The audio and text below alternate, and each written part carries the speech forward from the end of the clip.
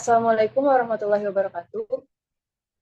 Waalaikumsalam Waalaikumsalam warahmatullahi warahmatullahi wabarakatuh. wabarakatuh. Warahmatullahi wabarakatuh. Halo teman-teman semua. Pertama-tama terima kasih karena telah hadir setelah melihat presentasi kami. Di sini kami dari kelompok 10. Pada kesempatan kali ini kami akan membahas salah satu instrumen penting dalam analisis kimia, yaitu spektrofotometer serapan atom dengan nyala atau flame AS. Sebelum masuk materi, izinkan saya perkenalkan diri. Saya Riza Fahriza sebagai moderator dan teman-teman saya. Perkenalkan, nama saya Anissa Putri Listianti.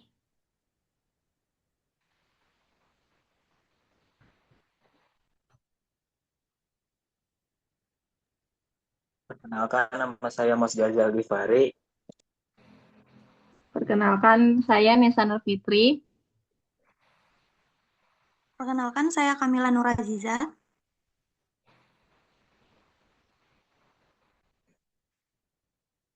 Perkenalkan, saya Kalhira.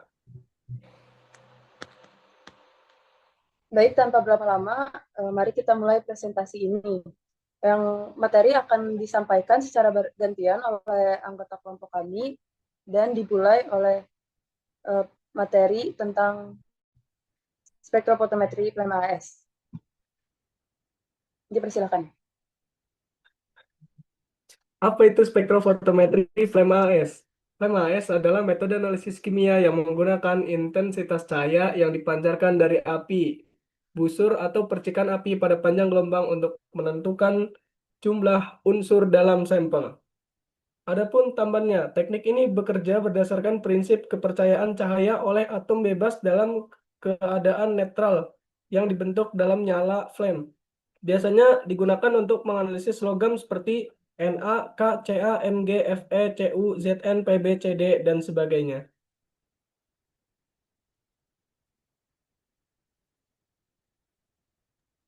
Lalu selanjutnya itu tentang prinsip kerja flame AS.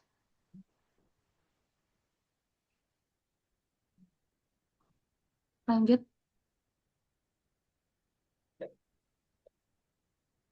Yang pertama itu tentang pembentukan nyala api. Nah, pembentukan nyala api ini campuran oksidan dan bahan bakar menghasilkan nyala api bersuhu tinggi. Jadi sebelum kita menyalakan AAS itu kan kita membuka gas asetilen dan kompresornya. Nah, gas asetilen itu sebagai bahan bakarnya dan kompresor itu sebagai udaranya. Karena dalam segitiga api, ketika kita akan membentuk sebuah nyala api itu membutuhkan bahan bakar dan udara sehingga nantinya akan membentuk nyala api. Lalu selanjutnya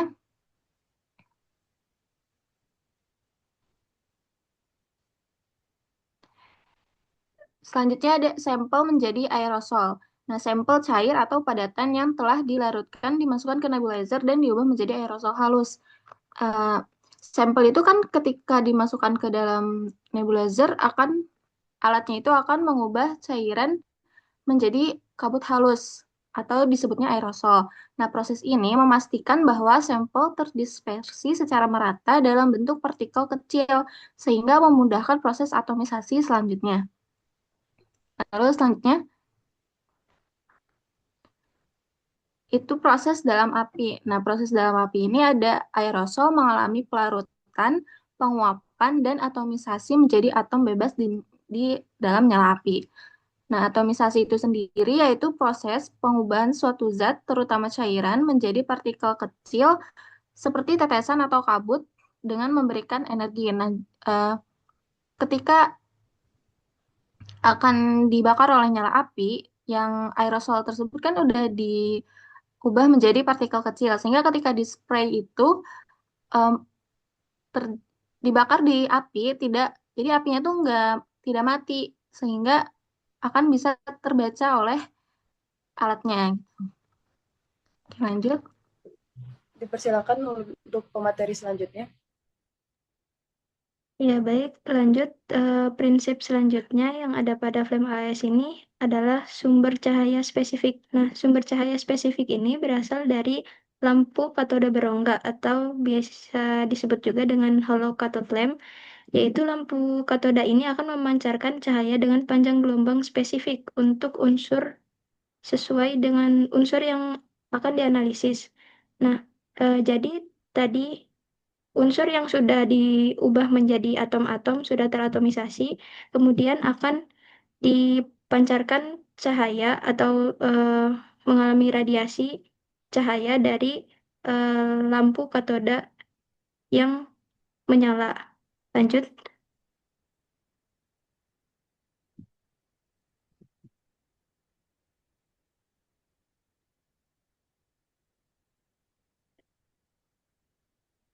Selanjutnya, atom-atom tersebut akan menyerap cahaya atau sinar yang dihasilkan dari lampu katoda tersebut.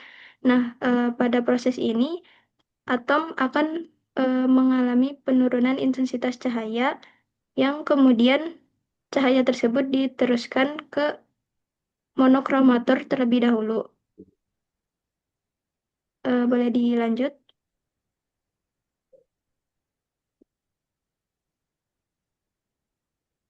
Jadi, pada proses ini, cahaya yang tadi sudah teratomisasi kan kemudian dikenai oleh sinar yang dihasilkan dari lampu katoda.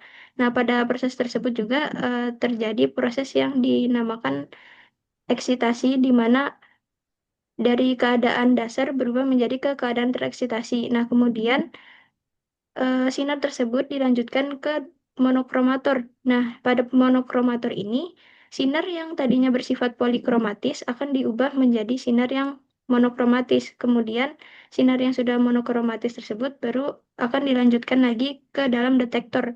Nah, pada detektor ini, berkas sinar atau berkas cahaya itu akan diubah menjadi sinyal listrik yang nantinya akan dilanjutkan ke komputer untuk dibaca sebagai panjang gelombang atau absorbannya. Baik, materi selanjutnya yaitu bagian instrumentasi. Untuk materi, dipersilakan. Pada bagian instrumentasi pada alat spektrofotometer flame AS ini, yang pertama pada lampu katoda berongga atau hollow cathode lamp yang biasa disebut lampu HCl. Lampu HCl ini terdiri atas tabung gelas yang diisi dengan gas argon dan atau neon. Bertekanan rendah sekitar 4 sampai 10 torr. Dan di dalamnya dipasang sebuah katoda, berongga dan anoda yang bisa dilihat pada gambar. Pada rongga katoda logam ini dilapisi oleh logam murni dari unsur objek yang akan dianalisis. Misalnya untuk pengukuran Fe yang diperlukan lapisan logam Fe. Selanjutnya batang anoda yang terbuat dari logam wolfram atau tungsten.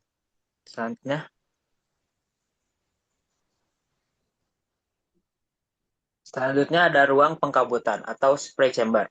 Merupakan bagian di bawah burner di mana larutan contoh yang diaspirasikan akan diubah menjadi aerosol.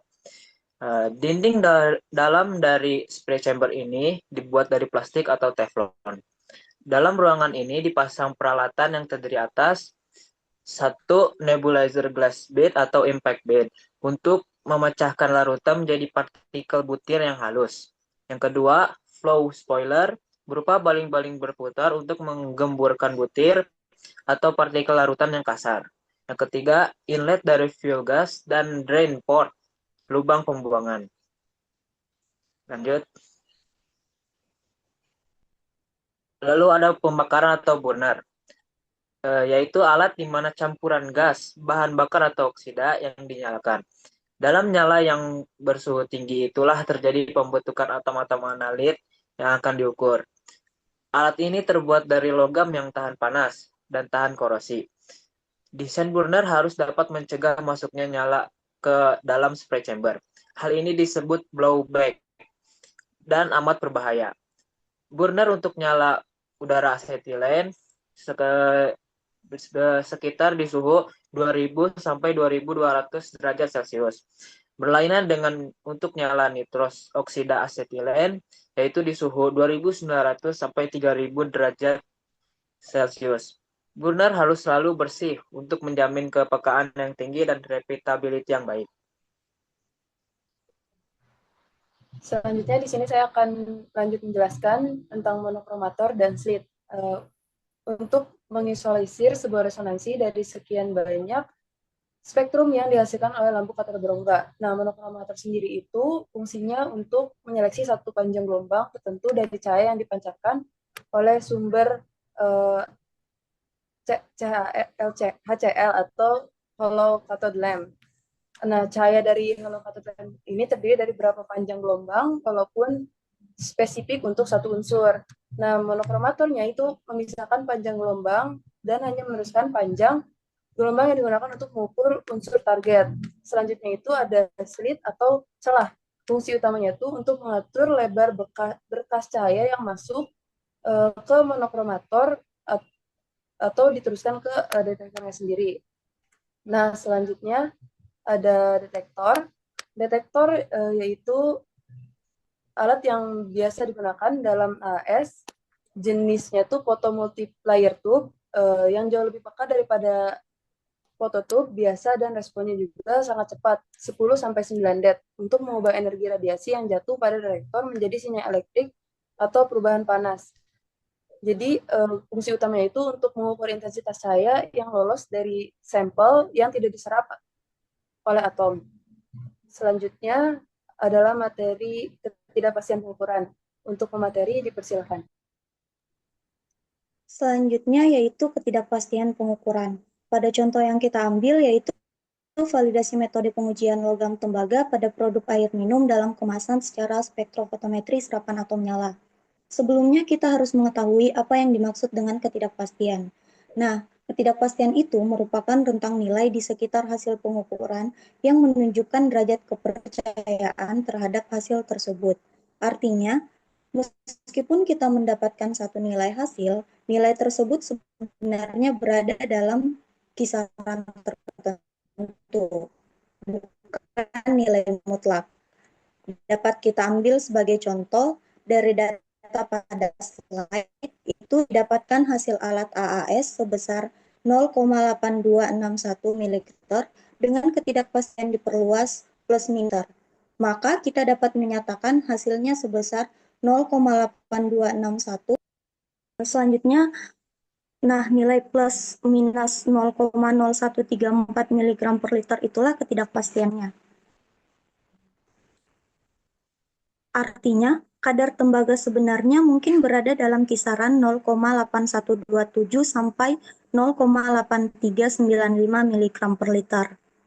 Sebelum kita membuat tabel ketidakpastian pengujiannya, terlebih dahulu kita membuat diagram fishbone, di mana diagram fishbone menunjukkan bahwa terdapat beberapa faktor utama yang menyumbang ketidakpastian.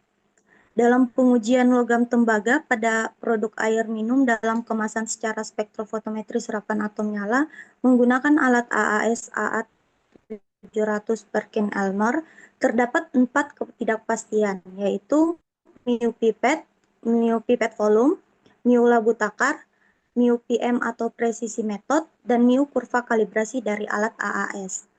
Pada tabel yang tertera di slide ditampilkan data ketidakpastian dari masing-masing sumber.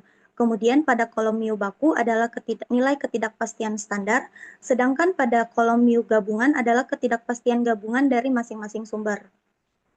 Dapat kita lihat bahwa pipet volumetrik memberikan ketidakpastian sebesar 0,000734, labu takar sebesar 0,000626, kurva kalibrasi AAS sebesar 0,007290,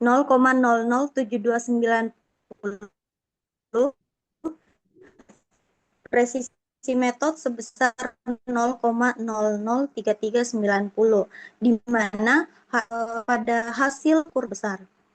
Seluruh nilai ketidakpastian tersebut kemudian digabungkan secara kuadrat dan hasilnya adalah ketidakpastian gabungan sebesar 0,00669 mg per liter. Untuk mendapatkan ketidakpastian diperluas, nilai ini dikalikan dengan faktor cakupan atau nilai K sama dengan 2 sehingga diperoleh hasil akhir sebesar 0,0134 mg per liter. Selanjutnya, Sehingga hipotesisnya yaitu pengujian logam tembaga pada air minum dalam kemasan dengan metode spektrofotometri serapan atom nyala menggunakan alat AAS AA700 per kin Elmar memiliki nilai ketidakpastian pengukuran sebesar 0,0134 mg per liter pada tingkat kepercayaan 95%. Yang mana penyebabnya adalah adanya ketidakpastian pengukuran pada pengujian logam tembaga pada air minum itu telah dijelaskan pada slide sebelumnya. Baik, ini ada link referensi yang kita pakai. Lalu demikianlah presentasi dari kelompok kami mengenai Planck Atomic Absorption Spectrophotometry atau PMAS.